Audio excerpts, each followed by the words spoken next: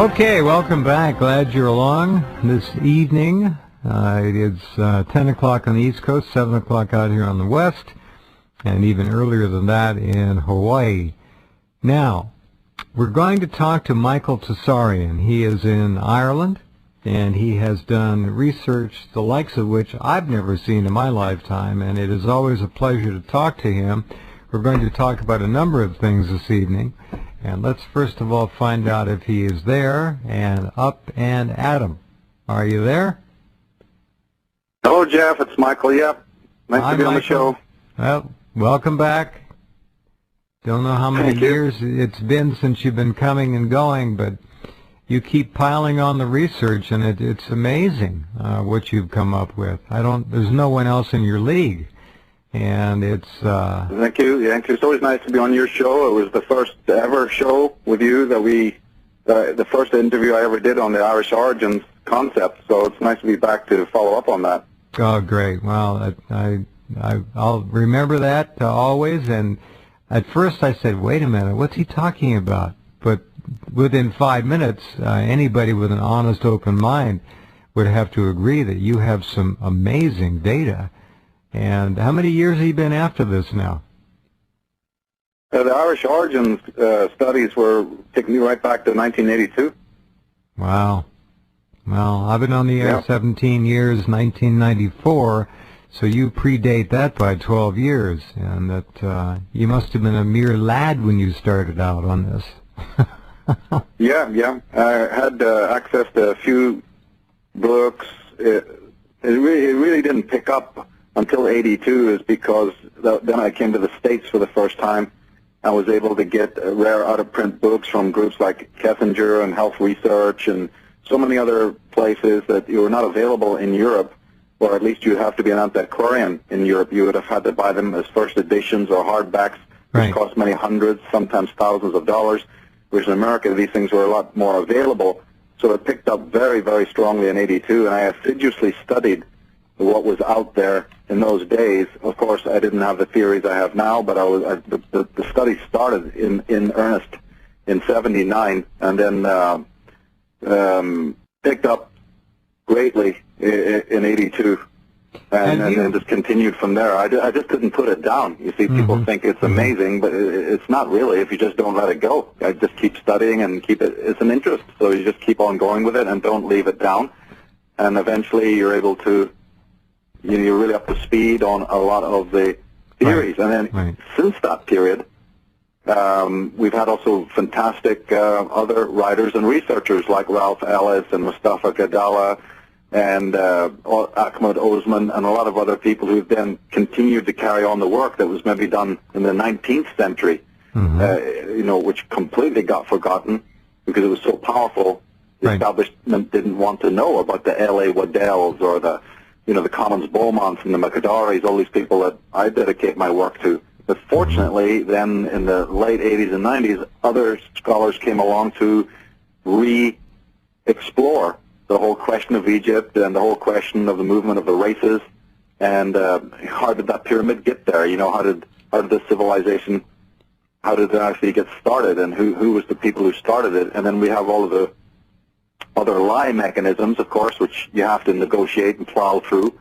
There's a whole cult since the 1970s funded by the United Nations of the Afrocentrists who try to convince the world, and have done a pretty good job doing that, of that, it was the Africans who created the Nile civilizations. And there's no real hard evidence for that, but yet that was picked up by the media and by the Smithsonian and the National Geographic and all of these other orgs, which are highly suspect. And they push this for all they're worth, and it's not sustainable. But at the same time, you're stuck with having to then rebut it, and these latest discoveries do rebut it. Even the discoveries of Sigmund Freud at the turn of the century rebutted it. But they don't care. The establishment doesn't care what facts are. They're going to hit you with whatever media spin that turns the whole of reality upside down. And my job then started in the 90s, start focusing on this level of disinformation, and through deconstructing the disinformation, that's when I finally came up with the theories that I've published now in '07. But that was not through so much of a constructive process. It was more through a deconstructive process of plowing through the welter of lies that have been disseminated about Egypt, about Ireland, about the age of catastrophe, and about so many other things in this life. What we commonly know and understand about Giza and Egypt and Egyptian civilization is, I hate to use the term, but it's essentially a lie. What other word would you use? It's a lie, and there are people promulgating this lie who know damn well that it's not true. But they've got money, they've got ego invested. It's a big tourism industry, and we don't want to slight the black races of Africa, but unfortunately, the DNA is not to be argued with. And in a few minutes, under Michael's name at Rense.com, I'm going to be putting up a picture of King Tut. And Michael knows this picture extremely well. Many of you have seen it, I'm sure, but I'm going to put it up again just to give you an idea. They have reconstructed from the mummy and the DNA what this man, in all likelihood, looked like. He was a young man when he died. He doesn't, let me just put it this way, he's not of African heritage. It's clear he's of European ancestry, and where he came from, how he came to be there, Michael would probably be able to tell us better than anyone else, if anyone can. But it's clear that this man is Northern European. The features are quite amazing, and when you see the picture in a few minutes, keep reloading the home page. James will get the picture up there. I think you'll be shocked. Most people would think, well, we'll see another Barack Obama or something like that. No. And Obama trying to claim ancient Egyptian heritage amuses me to no end. I forget which pharaoh he claims to look exactly like, but it all gets to be out of hand. Yeah, he was claiming to look like Amenhotep IV, who's known as Akhenaten. That's considered to be... that's Tutankhamun's father. So, that could change, but the consensus is that Akhenaten was Tutankhamun's father, and Nefertiti was the mother of Tutankhamun. There's other scholars, of course, have different takes on this, but that is the general idea until new evidence comes forth to change that. And Nefertiti is a very important character because she has been the one, in fact, of that particular dynasty, that particular family, that many scholars through the hundreds of years have suspected was of Western ancestry. So to find out now through the most up-to-date science, DNA science, that in fact her son is directly, non-negotiably of Western ancestry is a huge vindication, not only from my work, because I am probably the only scholar who has said that, because other scholars have tacitly admitted that there's some sort of connection between the East and the West. Right.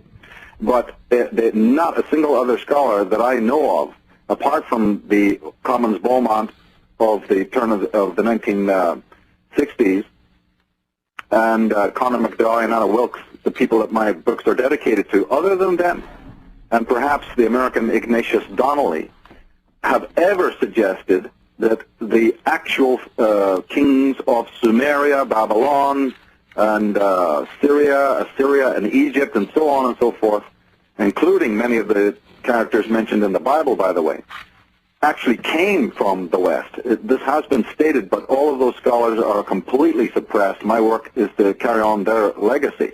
Mm-hmm. But I must add again that the Nefertiti thing has always been a question mark, not only because of her facial features, but because her ancestry has been completely removed. All the books that are official say, oh, nothing's known about her, her family line isn't known. In other words, there's been a very big cover-up to make sure that nobody can track her back at all, apart from herself. And that, I believe that I smelled a rat with that, because that seemed to me that there was an obvious campaign to make sure that her ancestry would not be known. And in my work, I've always claimed that she was a Scythian, which is a term that basically loosely means Gaelic. And of course, if you're speaking Gaels, then you are definitely speaking Western Europeans or Irish, or at least the European Celts, if you have to use that word. And so then now to find out, I repeat again, that now that the science, the genetic science shows that her son was of European ancestry, it is now a no-brainer that the 6 other daughters and a mother, and potentially even the father, that's Akhenaten, were of the same Western descent or heritage. Yeah, we did get right to the point where you were making it quite clear that the sisters and the husband were probably also of Western European extraction, and that's clear. There is, again, an awful lot. If you just do a simple search for King Tut in any search engine and look for images, you will find pictures of him, and there's just no question about it. I mean, the man is not of African DNA descent. Let's not take anything away from the African cultures, and they've made their contributions. But ancient Egypt is a construct of people who have scrubbed the historical records and made damn sure that we don't have access, and thanks to Michael we do now, to the concepts that are crucial in understanding what really went on in ancient Egypt with those pyramids. So who is behind the confiscation, as it were, of the data and literature that pointed to Western European or Gaelic heritage, in at least in terms of that particular dynastic family? Oh, it's that particular family's history has been skewed beyond all recognition. The main perpetrators are the British Crown and also their cousins in Germany, the Bavarian government, the Bavarian royals. Anyone who's had any kind of occupation, this probably even goes for Napoleon and his gang, but much less them than the British government, who even worked through the Islamic, because remember, everyone knows, or should know, it's a general known fact that the desecration that took place to the actual temples and statuary of Egypt was done by the Arabs, the later Arabs, who didn't want this pagan, didn't want these pagan civilizations to be known, and went around and defaced and so on and so forth. But I think the true story there is, again, that these people were often funded to do this. There was a campaign. This is picked up in the book by Gerald O'Farrell called The Tutankhamun Deception, which is a very important book. Sounds like a great read. Certainly the British government. Yeah, that sounds like a good book. Yes, it is. And the Vatican is also involved because, of course, who was it who colonized Ireland and made sure that the original pagan indigenous culture there was suppressed beyond all control? Originally, it was the Merovingian dynasty, the Templars of Burgundy in France, who came over, and they're known in the Irish context as the Chaldeans. These are early Christian monks. But their history I've gone into, it's very interesting. They were responsible for suppressing the Druidic culture. As I was saying just before the break, the Irish annals and legends speak about the daughter of Akhenaten coming and residing in Ireland and dying there. Her grave is there. Lorraine Evans, in a book called The Kingdom of the Ark, is a very top-level archaeologist who specializes in digging up Egyptian relics in England, in Britain. Her book is full of examples of this. Egyptian beads, Egyptian torques, bracelets, jewelry, even boats have been discovered. Then you have the great scholar L.A. Waddell, again, of the turn of the century, 19th century, highly suppressed author, a genius linguist. He was a contemporary of Schielman, the man who discovered Troy. These men were contemporaries. They were some of the first scholars in history to even see, let alone decode and interpret Sumerian script. So great giants of the world that have been completely forgotten because of what they discovered. And while L.A. Waddell, one of his greatest discoveries, which is pertinent to what we're talking about, was that he discovered the grave of the first king of the first dynasty of Egypt is in Northern Ireland. King Menes is buried in Northern Ireland. What's he doing there? Why did he go there? So we have Skota, as I say, real name Meritaten, daughter of Akhenaten, sister of Tutankhamun, buried in Ireland. Okay, now these, Israelites Michael, excuse me. These graves, have you been to them? Are they actually identifiable? Are they located on a map? Okay, yes, they are. The location, it's all in the Irish Origins book, but the location in Northern Ireland of Menez has been defaced, but it is at a place called Knockmoney in County Tyrone. All right, the Tia Tefi, another Egyptian priestess or queen, is buried at a definable location, absolutely near Tara. Well, what do we think here? Were they taken home to their area of origin for their final resting? Is that what we're looking at here? Yeah, absolutely. They were going back to because they knew where the fount of all wisdom and knowledge and the fount of their civilization. The gods Ra, the gods Osiris, the god Horus, all are later descendants of Nordic and British or Irish, if you're using the pure sense. I don't just mean Ireland when I say Ireland. I mean the Druids, the Arya, the High Arya who had colleges throughout the world. Well, those colleges, as the Irish annals and the ancient legends of Ireland confirm, were all over the world, right down into Egypt.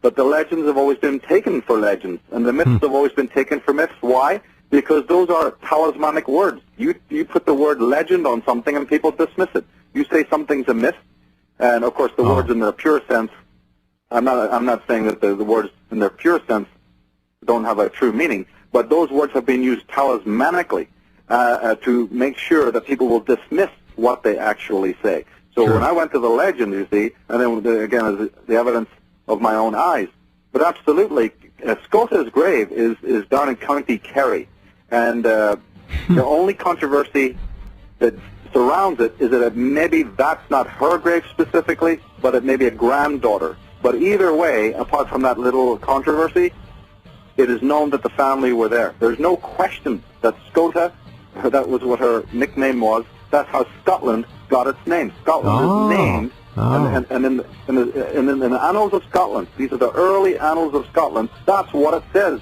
This is not Michael Tsarion saying this. This is Scottish official history. That's amazing. I mean, there's a reason why the British Queen to this day, this is pertinent to your question about who's controlling all of this, the British Queen is sitting on a replica of the Tara throne, the coronation chair that all the kings of England, it's actually technically called St. Edward's chair, is the Irish seat of the kings in Tara, was taken to Scotland and then moved to England, and it's identical to the chair that she sits on to this very day. Tsarion. His website is like a university. The knowledge is just incredible. It is detailed, it is scholarly, it is academic, it is irrefutable. So please go to Michael's website. Prepare yourself. It's like nothing you've ever seen.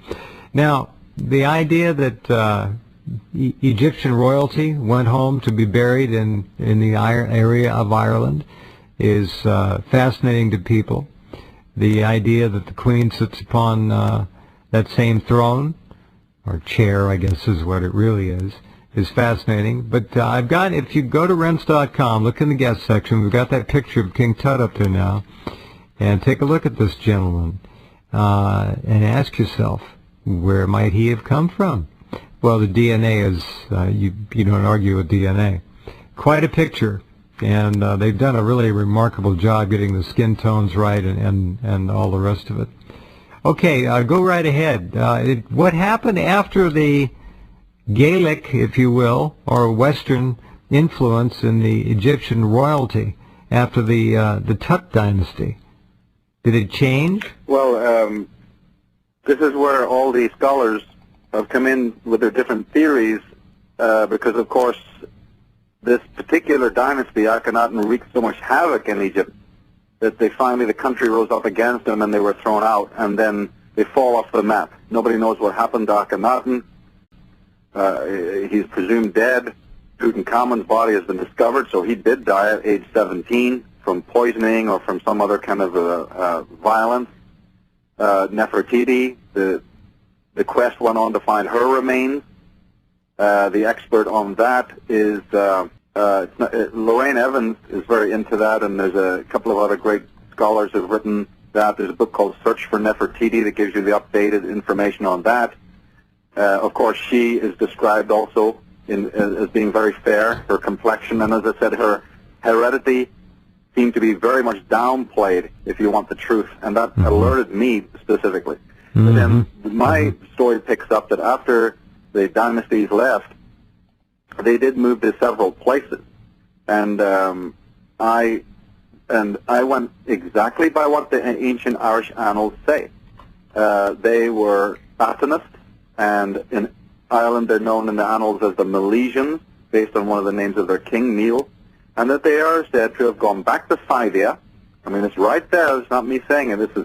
This translation into English was done in the 1600s, so you can imagine how old the actual texts are. They're hundreds of years old, if not thousands.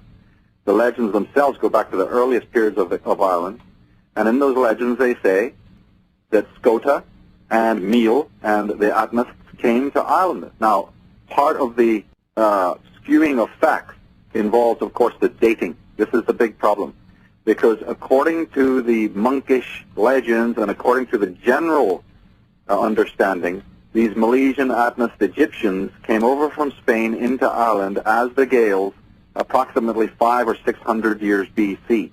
I grew up believing that, or at least knowing that.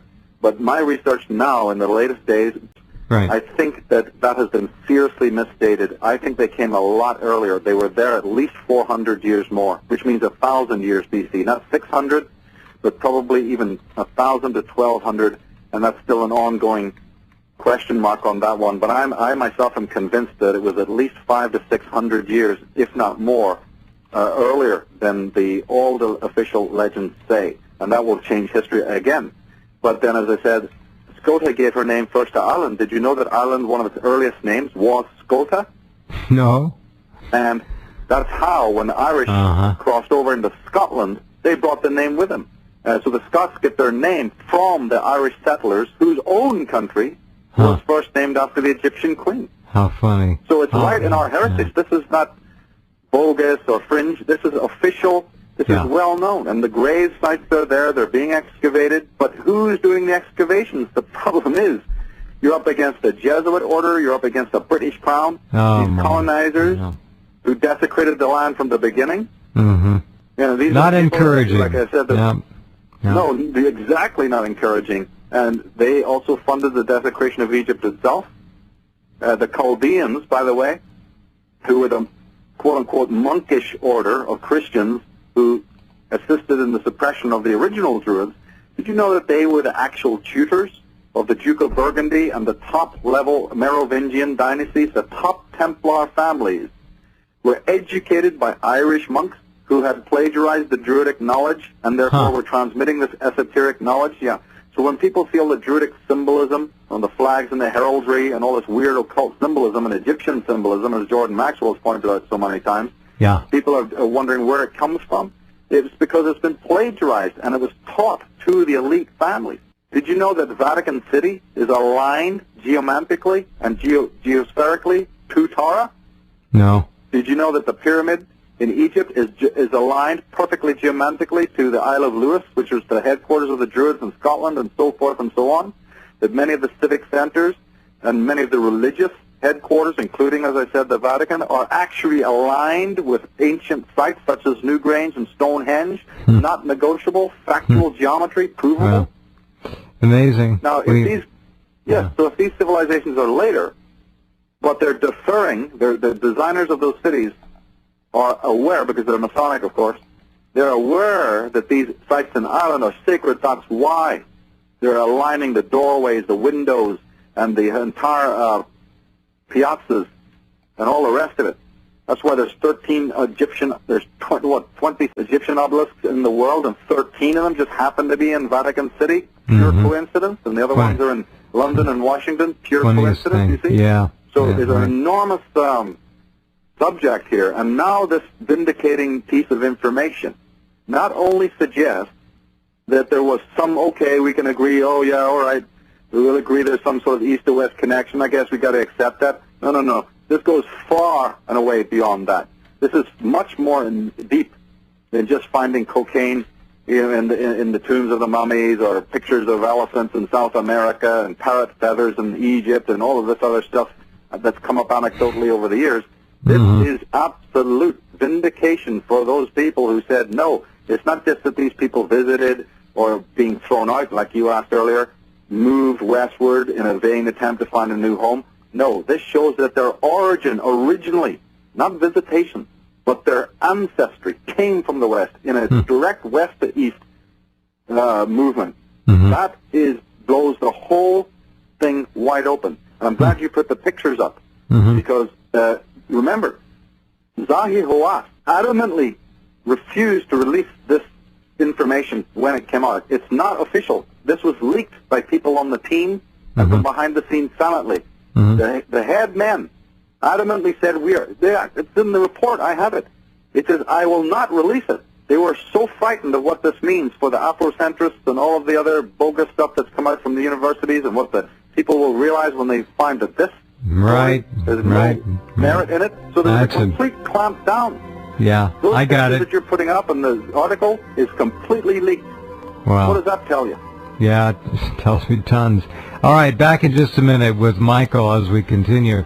Again, his website is a treasury, a treasure trove of real history, real academic, scholarly examinations of what happened in the past, not the party line crap that is pervaded today as being the truth. Go to Michael's website. You'll be amazed. Now, this issue of so much, the genesis of modern civilization, we'll go back, a couple thousand years. We'll call it modern because it's not Peking man. It's the roots of what we deal with today came from the area which is now known as Ireland.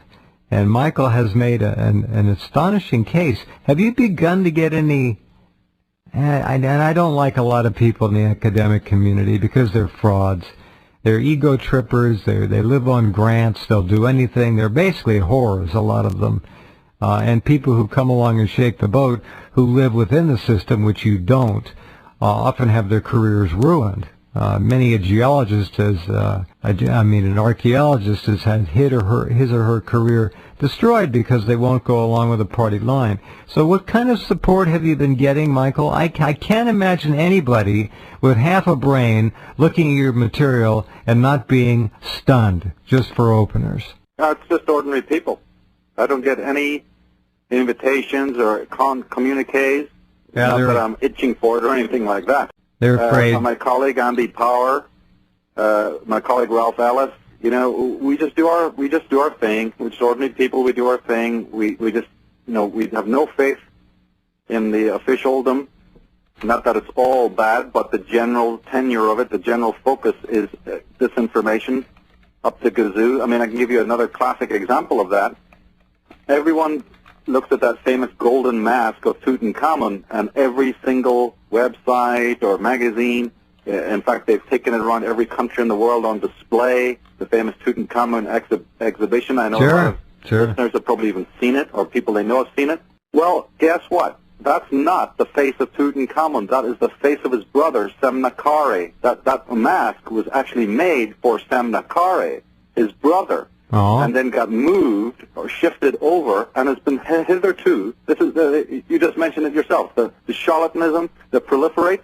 The very mask that all over the world is identified as Tutankhamun isn't even his face. So I mean, where does it begin and where does it end? It doesn't. Perfect question. It doesn't look like him when you look at the reconstruction. It's compared to the put in another tomb, completely separate, and only the scholars know that. And the masses of mankind and the Smithsonian and the National Geographic and everything, the Time magazine and you name it, all these ridiculous museums just to make money and to bamboozle people, put this in front of us. But you know what they didn't put? They didn't put the 70 or more torques. A torque is a piece of jewelry, it's like a sort of a bracelet, and they're also made for the neck. That the Tutankhamun's tomb was awash in torques that are identical to those made in Ireland. They never mentioned that. they're very selective. Where are those? Where are all those? Where are they now? Oh well, that is an amazing. The Rothschild dynasty owned most of the major relics that come out of Egypt. They sequestered it. They sent their agents, and they broke into the tomb of Tutankhamun 8 years before the date of the official opening. Lord Carnarvon is married to a sister of the Rothschild dynasty. Oh, really? Funded by them. Yes, and that monstrosity, Carter, that filthy monstrosity, who Carnarvon funded to go in and open the tomb, they had actually gone in with a bunch of local Arab gold diggers, or whatever the name for them is, the tomb breakers. Right. He hung out in their house. Carter used to hang out and drink tea at their cafes in Cairo and other places. They were personal friends, and 8 years before the official dates of the opening, they had dug tunnels underneath, broke in, raped the tomb, and for 3 days, in the middle of the night, had a Dakota jet, one of these planes in that era, and shipped all of the contents, not only of that tomb but of others, back to Britain, and they're in the keeping of the Rothschilds. And then the Rothschilds gave some of it to the New York Metropolitan Museum and also the Egyptian museums in Britain, but they did this illegally. Are you, Michael? Are you saying? Excuse me. Are you saying that 8 years before the tomb was officially found and discovered, they were in there and raped it? Yep, got all the information in the Irish Origins book. I got a whole chapter on that. How disgusting! Chapter 10. What an outrage! Isn't it? What a fraud! Oh, what and not only fraud. And the people who knew about it were murdered. There was a murder campaign that also took place to cover up what was discovered. Because when they actually looted the tomb, you have to understand they also found things that they did not want published. Maybe the stuff about the West-East connection, but also umpteen other things that they did not want known. And so anyone who was involved in the funding, the lower sort of henchmen, or even some of the scholars, there was a murder campaign. Well, that's the real curse of number of them. That's the real curse of King Tut. No, the curse. I'm glad you brought that up. The curse was actually created by the museums of England and the press by way of the Rothschilds to create this spurious, false, not only totally demeaning the Egyptians as if they're some sort of woo-woo men, but at the same time to also create that these tombs would not be robbed by people they didn't want robbing it until they got in and robbed it. And the interesting thing, one of the documents that they found inside the tomb of Tutankhamun was his life story and how he died. Tutankhamun ordered the death of one of the head Atomist priests that he didn't like. Right. So when he became a king, he sent his guards to crucify this particular priest of the Temple of the Sun. And in retaliation later on for that king's death, they bludgeoned him to death or poisoned him. They're not quite sure how Tutankhamun died. And then in order to decorate his tomb, they borrowed all of this regalia from his brother's tomb, who was also a king, and moved it all over and has hitherto been presented to us, minus the information about the other artifacts in there that talk about coming from the West, and therefore did this. But then Lorraine Evans and some of these other archaeologists I've told you about who are anti-establishment, or actually they were part of the establishment until they came up against it from their finds, discovered Egyptian beads in these pits in England, and of course you can date it from where it happens to be in the striations of rock and in the soil and so forth and so on. And their discoveries flew in the face of the British establishment. So her book is highly recommended, Kingdom of the Ark. My colleague Andy Power, who wrote Ireland, Land of the Pharaohs, and even though we're not in agreement of every single detail or whatever, this is a very important study that has been written on. Don't forget that there's an entire tie-in here to the Bible through what is known as the Hyksos people, who have been this group of kings, a dynasty in Egypt that has always had a question mark over it as to who they were and, more importantly, where they came from. And the great scholar Ralph Ellis has proven, he was not the first one, there's been many at the turn of the century, like Sigmund Freud and others, who showed that there was a connection between the Hyksos dynasty and the Israelites. The people put before us in the Bible as the Judites and Israelites. People go back to you and I, our previous interview on this. We talked about that. And so there's a biblical tie-in as well. Now, The interesting thing to just put the cap on the idea of the Afrocentrists, I have to say this, as I say, we're not bashing African people, but we are trying to be as factual as we can be.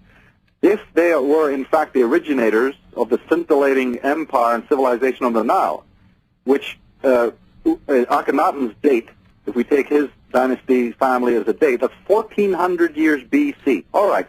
So in 1,400 years, which just leads up to the birth of Jesus, plus the 2,000 that leads up to you and I right now, how come in Africa they never have then duplicated it and built another civilization, or even a quarter of it or a third of it, to show that Africans could have built a civilization, comparable to the Nile? If that hasn't happened, how dare the Smithsonian and other groups come and tell us that it was people out there that made it? It's a completely hideous travesty of the truth. But they will literally pull out any, chimera to hand you, because Right. they'll do anything to cover up the connections between the East and the West and the true story of these migrations and what the old Irish annals that I read mention. They will do anything to have you go and read those. And I have the captions from those annals in my book, so people can read them, the translations of Professor Keating. They're all there, showing that there were these bona fide connections. And Right. so many other sources. There's 550 pictures there in the book, and there's umpteen quotes, as you said earlier Yeah. in your introduction. People can get up to speed on this fascinating cover-up that's taken place throughout the world. It is. Our history, as we are taught it, as it is brought down generation through generation here in the West, is I guess it's still being tweaked and corrupted, every 20, 30 years, or even more often than that. A sentence here, an inflection there, in the printed text, so to speak, and you've got a different view. I mean, it must be amazing to go back and do what you do to find out what really happened. It must be also very discouraging at times.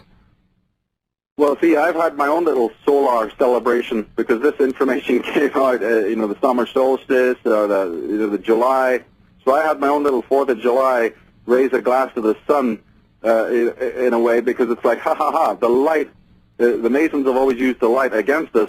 Hey, guess what? It just backfired, and the sun's at its highest point, and this amazing revelation comes out. So I've been extremely, happy and overjoyed about this, because it not only vindicates my work on a personal level, it's also a great sign that no lie can be thrown to the ground forever, that, the truth is going to come out. And I've always predicted that more and more and more of this is going to happen as we go down. I've made a study of it, so I know things about, this place is aligned to this other place. But these are not things that are well known in society. People look at the heraldry of Britain and don't notice that, the fleur-de-lis is on there, or the lion, what this represents, or what the words represent, the terms. These things have always interested me. But it's when great stories like this come out in the mainstream media that then people raise an eyebrow. Yeah. Okay, I put the story about King Tut's DNA back up in the first news block in headlines at Rense.com. Michael, thank you. And boy, I'm just honored to have you on the program. I've known you for many years, and your work is just extraordinary. And without you, I don't know who'd be along in our times to do what you're doing. You're just doing amazing things. Thank you, Jeff. I really appreciate it. It's a great day to, again, follow up on our first talk. I always thank you for believing in the thesis in the beginning, and this is just a great kudos to that. So again, thank you very much for that opportunity. My pleasure. All right, take good care, my friend. We'll talk again. Bye-bye. Okay, good night. Michael Tsarion. What an amazing thing it is to go back, as he has done, and discovered the real history